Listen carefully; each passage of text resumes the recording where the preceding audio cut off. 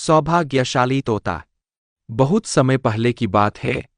एक छोटे से गांव के पास एक सुंदर जंगल था। उस जंगल में तरह तरह के पक्षी और जानवर रहते थे। उन्हीं पक्षियों में एक अनोखा तोता भी रहता था, जिसका नाम चिरकू था। चिरकू को लोग सौभाग्यशाली तोता के नाम से जानते थे, क्योंकि जहां भी वह जाता, वहां कोई न कोई चमत्कार हो जाता या किसी की किस्मत बदल जाती। गांव के लोग मानते थे कि अगर चिरकू उनके घर आ जाए तो उनके जीवन में सुख और समृद्धि आ जाती है।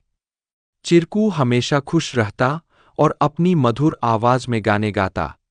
लोग उसे फल और अनाज खिलाते और उसकी भलाई की कामना करते थे।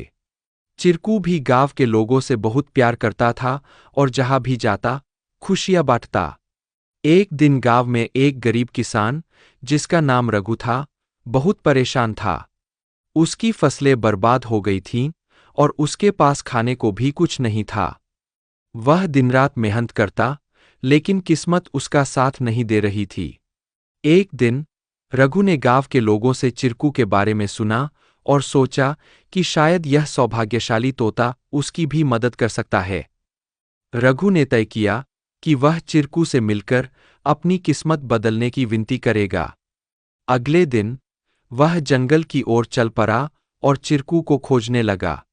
बहुत ढूंढने के बाद उसे चिरकू एक पेड़ की डाल पर बैठे हुए मिला। रघु ने बड़े ही आदर के साथ कहा।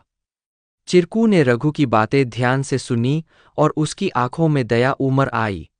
चिरकू ने अपनी चोंच में एक छोटी सी चमकती हुई पत्ती उठाई और रघु को देते हुए कहा, यह जादुई पत्ती है। इसे अपनी जेब में रख लो और जब तुम अपने खेत में काम करने जाओ तो यह पत्ती तुम्हारी किस्मत बदल देगी।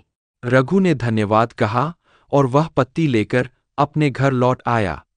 अगले दिन वह अपने खेत में काम करने के लिए गया। जैसे ही उसने खेत में जुताई शुरू की, अचानक से बारिश होने लगी। उसकी सूखी जमीन हरी भरी हो गई और थोड़े ही समय में उसकी फसलें लहलहा उठीं। रघु की मेहनत सफल हुई और उसकी किस्मत सच में बदल गई। अब रघु के पास भरपूर अनाज था और वह फिर से खुशहाल जीवन जीने लगा। उसने गांव के लोगों को चिरकू की बुद्धिमानी और उसके द्वारा दी गई जादुई पत्ती के बारे में बताया। सभी लोग चिरकू की प्रशंसा करने लगे और उसे और भी अधिक प्यार देने लगे। लेकिन चिरकू ने रघु को एक बात कही थी। याद रखना, यह पत्ती सिर्फ तुम्हारी मेहनत का साथ देगी।